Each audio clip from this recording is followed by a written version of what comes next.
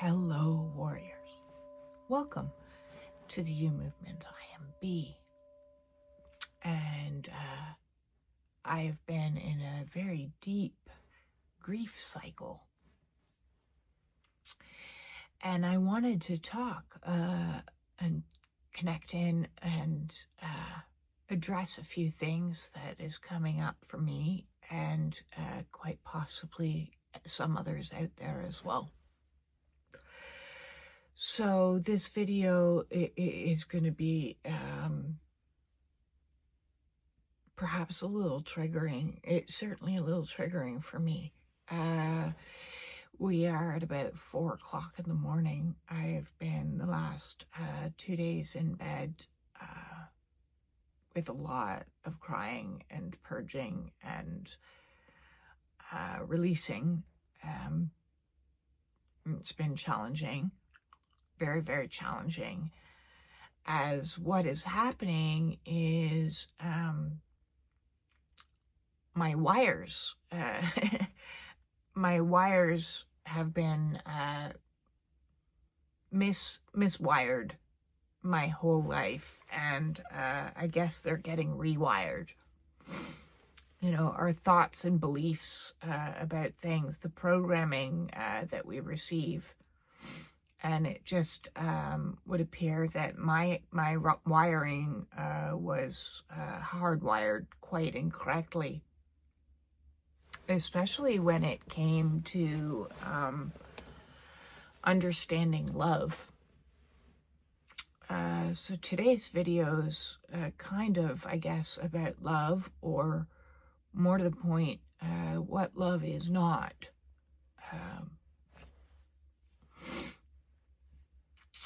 For me, because of my experiences being adopted and then raised in an abusive household, my interpretation of what love was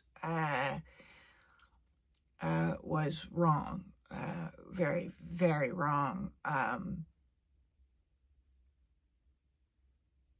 Because I believed on like a core level that love was abandonment, that was a sign of love, you know.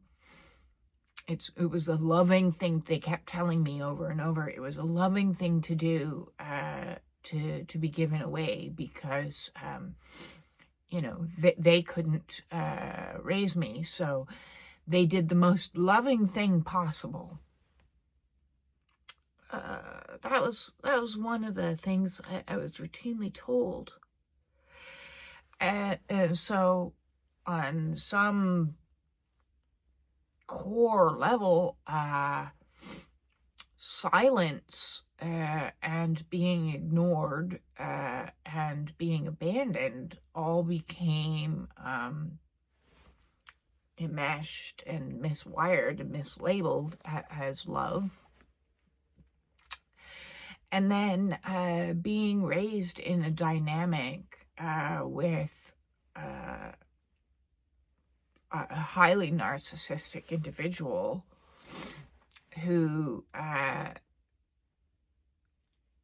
used ridicule and cruelty and called it love, miswired even more wires when it came to the love program. And then you add into the mix this whole autism thing. And my capacity to love meant that I just loved harder and deeper the people that showed up in energies that would routinely ignore me or make fun of me, or worse.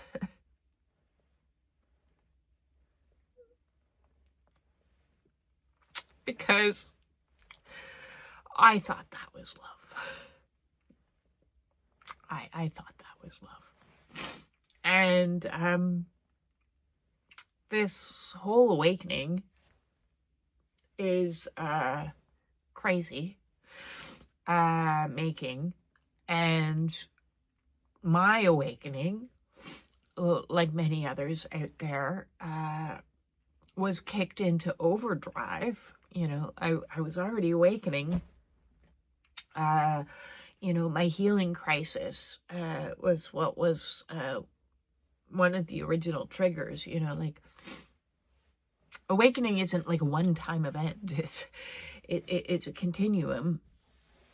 And within that continuum, there's like many triggers that like up-level you into a greater awakening. So it's awakenings within awakenings within awakenings. And so I was awakening after being woke. You know, I would have considered myself woke 20 years ago. I certainly don't consider myself that now.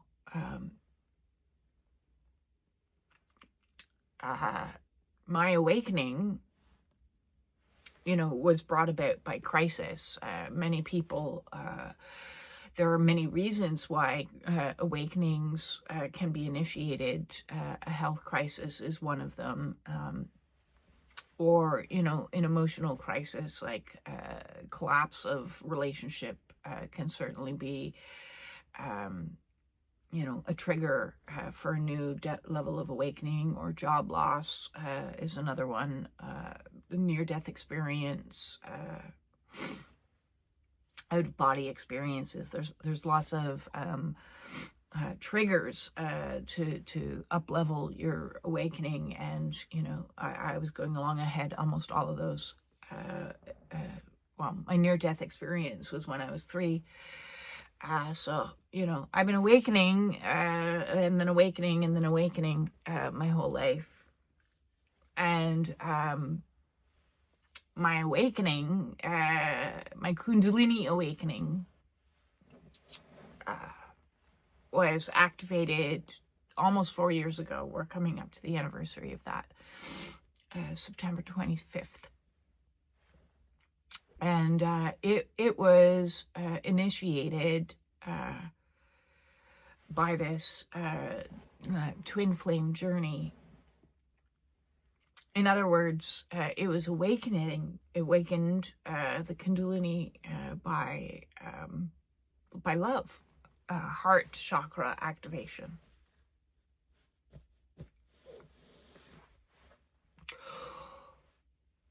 But if you've been miswired your entire life to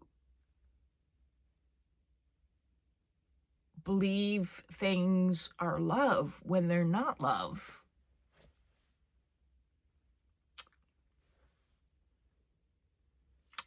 it is a little bit of a clusterfuck to try to rewire. You know, like, I just imagine like a ball of wires all twisted and plugged into the wrong things, and try to make any sense of that would require like a very skilled electrician.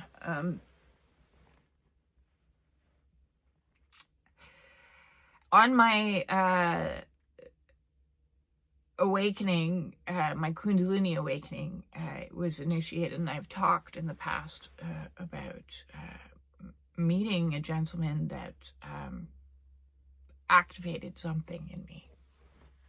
That part is 100% true. I can only speak from the truth that I experienced, because trying to interpret and see what truth was real for somebody else is impossible. So I can only speak from my own personal perspective of the situation, but from my personal vantage point or viewpoint, I met somebody. I was not looking. for that at all. I was deeply embedded in arguably one of the most dysfunctional and abusive relationships that the more I dig into, and the more more time that passes and I am able to see it from a clearer perspective, was sick and sadistic, and although I'm not a psychologist, I would go as far as to say quite psychopathic.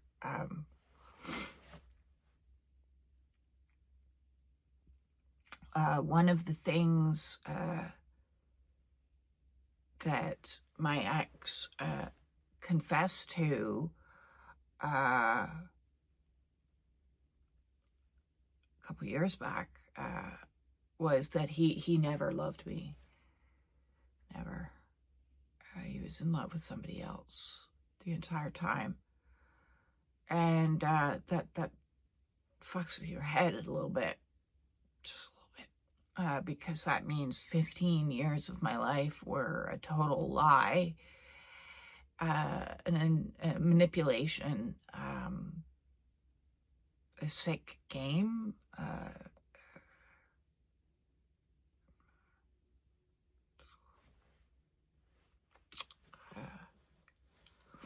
Well, from what I saw was a man who had moments of being, there for me, my person. But I didn't see, because abuse is so, these kinds of abuses are so insidious that you don't, it's like the analogy of the frog in the water that like slowly gets hotter. You don't feel the temperature changes until it's too late. Until it's way too late. So I was in a horrible marriage. I did know that, but I didn't know how horrible. I didn't know the degree of horrible.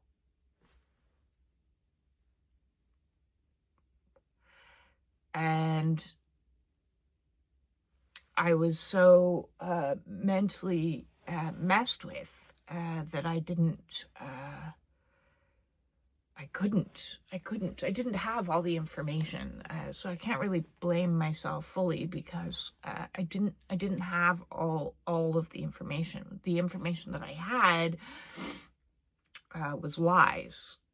And so it was lies on top of this faulty programming. So I thought it was love. I thought it was love. I thought that was what love was. And then along comes this catalyst soul that activated a soul recognition, a weird happenstance that broke my heart completely open.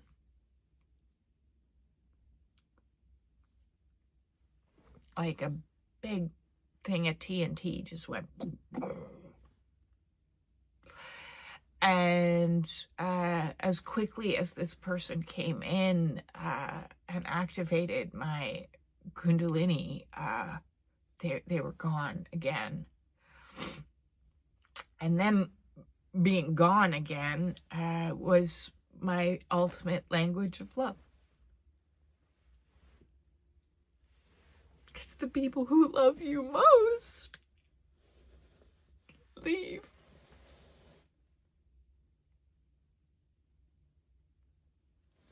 So I very stupidly, very stupidly believed in the fairy tale that gets fed out to people. I believed it, hook, line, and sinker, that, this person was destined for me and was my divine counterpart.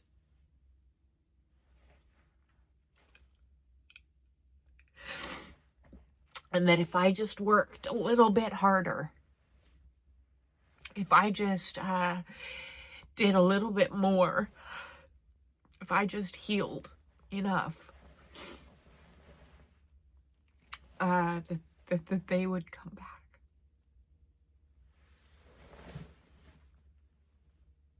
So I paid for that advice. I paid a lot of money for that advice. And so I set out on a mission to heal everything, because I thought that was love. I thought that was love. And it served me in so many ways, because my heart was blasted open and pouring out all this love, which set me on a trajectory to start to clear out everything that wasn't love. And first and foremost, it was because of this this belief, this it gave me the strength and the energy and the motivation and everything that I needed to leave my marriage, because I believed in integrity, that if I had fallen in love with somebody else, then I couldn't be in love with my husband, and the most honorable thing to do would be to be honest and to leave. So that's what I did. I came clean right away and then said, listen, nothing's happened, but I have fallen in love with somebody else, and that means I'm not in love with you. So I want a divorce.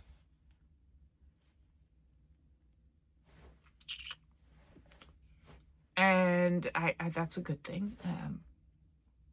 And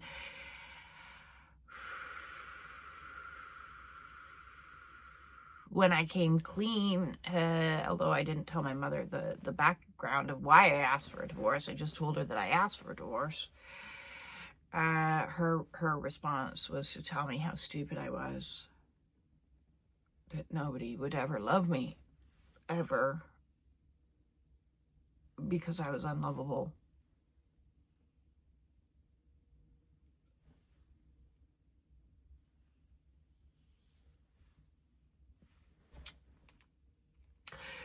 So I realized that wasn't love.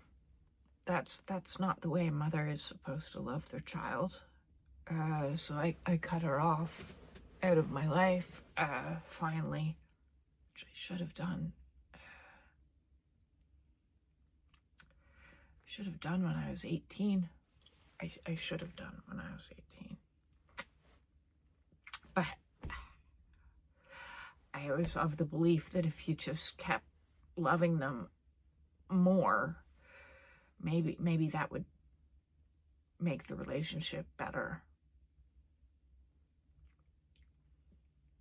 But I should have cut her off at 18.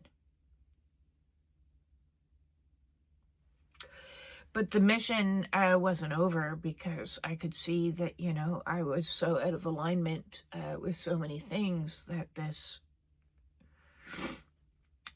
magical, mystical love that I'd been searching for my entire life wouldn't come back unless I worked harder. So you've seen me for the last 4 years like a little warrior, one thing after another, healing everything. Because I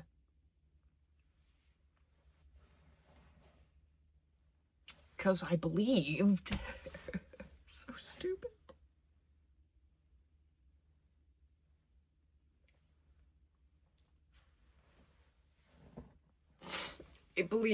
I believed hook, line, and sinker. Hook, line, and sinker.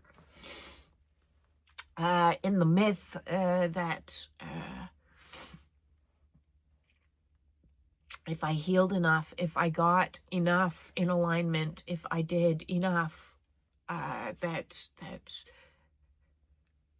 I'd get that back. I'd get that feeling back, that feeling I felt.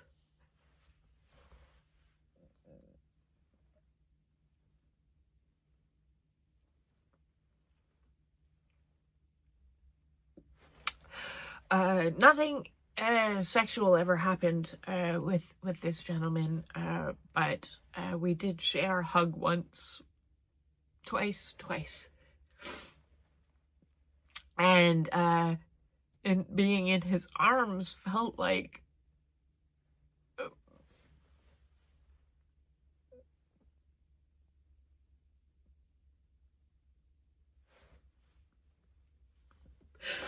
it felt like two Lego pieces that perfectly fit together, which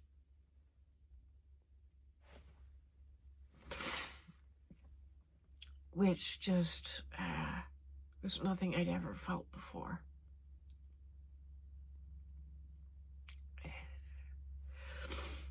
It kind of made me like understand why hugs never worked with other people. Like, it just didn't feel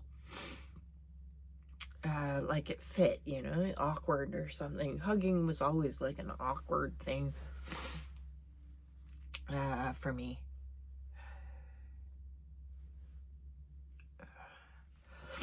And I saw in this person a million visions of pure potentiality. But potentiality and reality, or 3D reality, are two totally different things. Totally different things. So I kept getting all these, like, images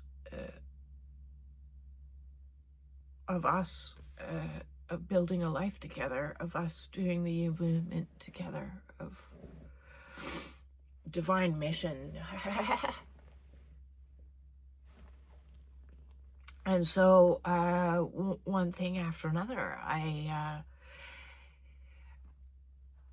was going to stop at nothing to whatever spirit told me to do. I was going to do, whether that was you know, quitting every single substance, or leaving, escaping. I'm not going to say leaving, because it was an escape plan that took years. My marriage, withstanding crazy legal battles that made fucking no sense.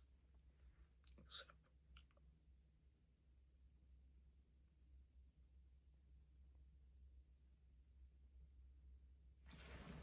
I would have done anything.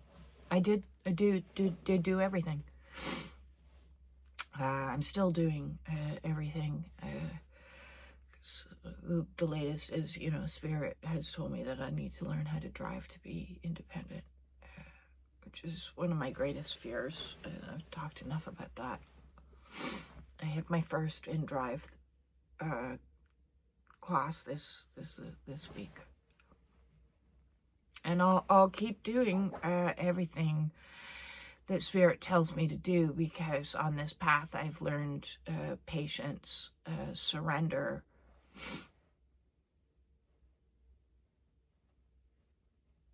My life's not my own anymore. And whatever that initial love that was put in me,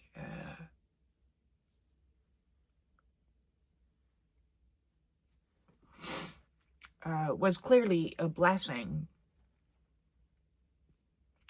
but also not true.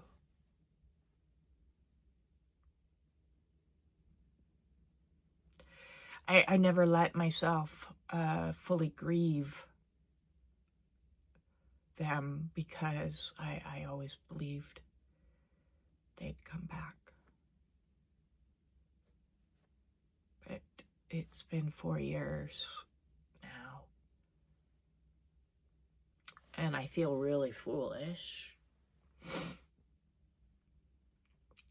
really foolish.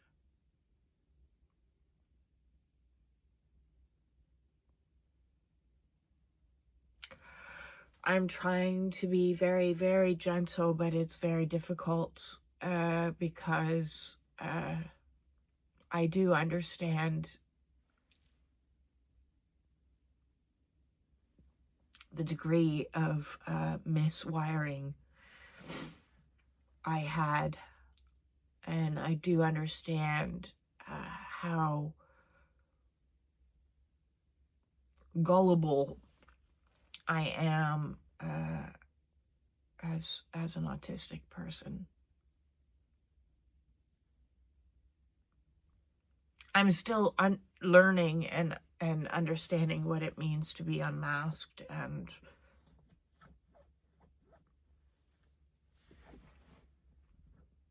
what it means to really like be authentic and show up in the world and say, you know, like, hey, I don't think I love like other people do.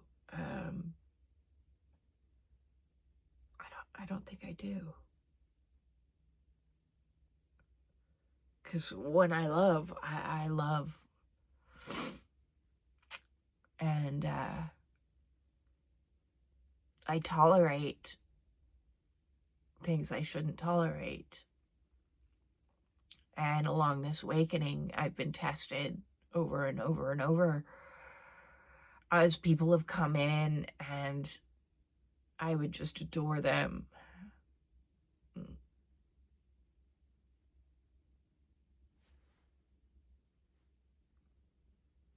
And then something would happen, and I'd be like, but wait, that's a crossed boundary, or wait, that's mean, or wait, that's abandonment, or wait, that's, you know, and one by one, I'd been identifying on this crazy journey what love isn't.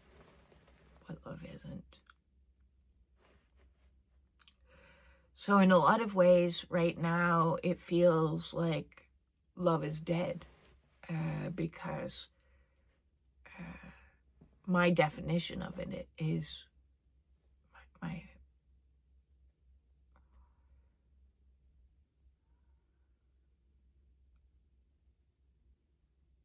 and I recently had a very beautiful experience where a woman came to visit me for a week. And the week leading up to that, I was like nervous as anything. I'm like so nervous, so scared to open my heart again. Paranoia, a lot of paranoia before she came. And it was a beautiful week. It was so beautiful.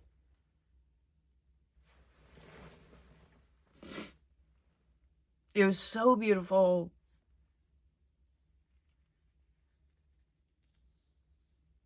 because for the first time I was being shown what love is.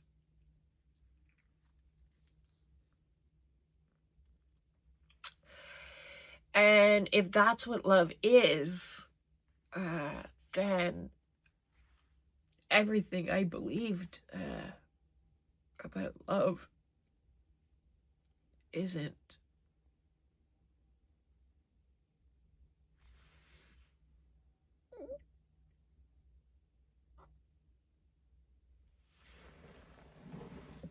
I had a couple of autistic moments when she was here, and I was very scared that she was going to like call me weird or judge me or laugh at me or, you know, any of the things that I've previously received, and she didn't.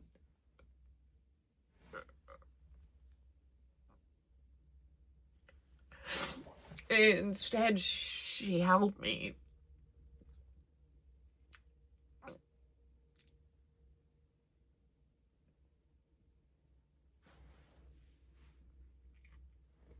She held me, and she understood, and she reassured, and she was gentle and nurturing and kind.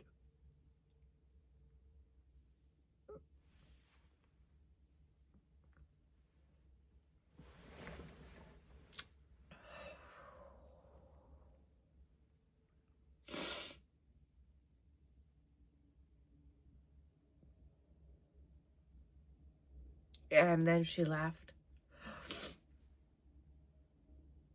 And then I collapsed because I understood in that moment that if that's what love was,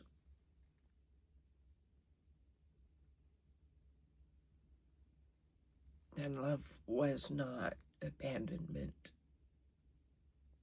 abuse, gaslighting, ghosting, manipulation.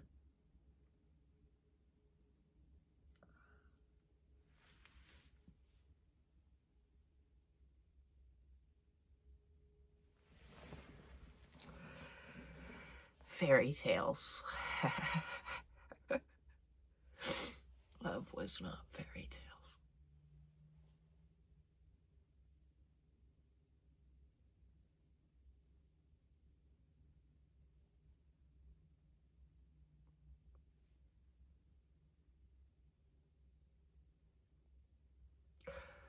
So I'm very grateful, and I've always been very grateful that I had this insane Kundalini, because I'm healthier than I've ever been in my entire life. I'm stone cold sober.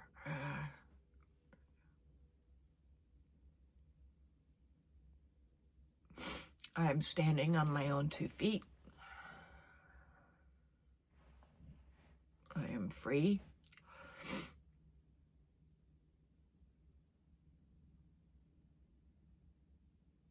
I am safe. I don't always feel it.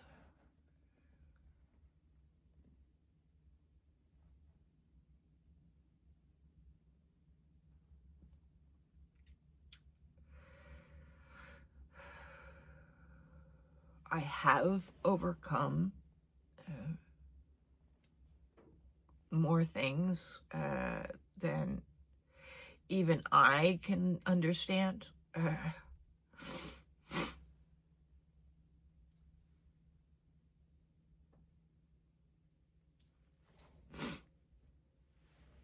And now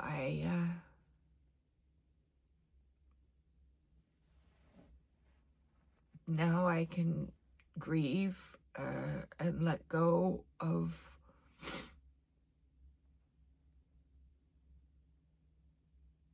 somebody that I've held in my heart for a really long time.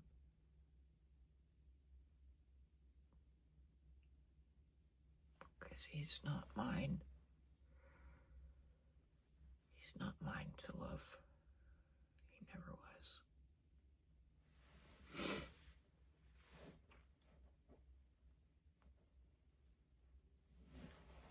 Because that wasn't love.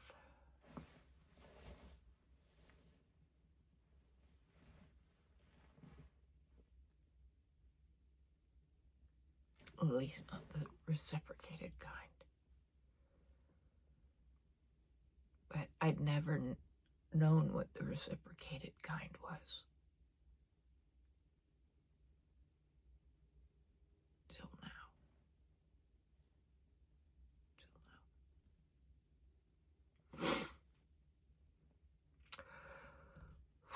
So soppy and wet and difficult energies navigating through this eclipse is kicking my ass, or full moon, or 6 planets in retrograde. I don't know what's doing it, but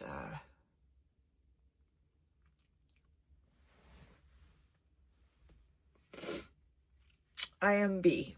This is me.